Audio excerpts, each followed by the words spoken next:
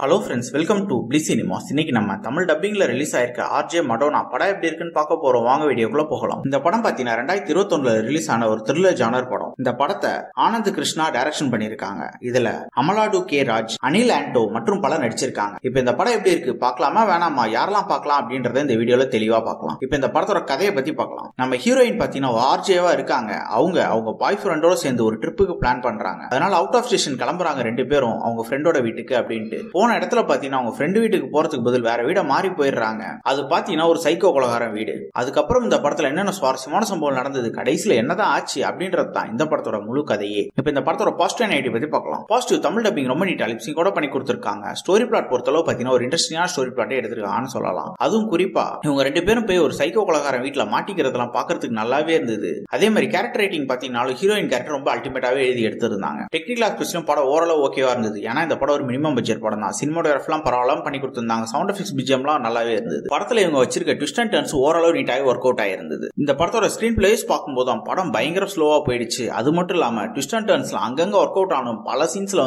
நம்ம ப்ரெடிக்ட் பண்ற மாதிரி தான் இருந்தது. அதனாலேயே இந்த படம் பயங்கரமா லேக் அடிக்க ஆரம்பிச்சிச்சு. ஓவராலா பாத்தீங்கன்னா இந்த படம் ஒரு பிலோ ஆவரேஜான படம் தான். வேணும்னா ட்ரை பண்ணி பாருங்க. இன்னொரு வீடியோல சந்திக்கலாம். தேங்க்யூ.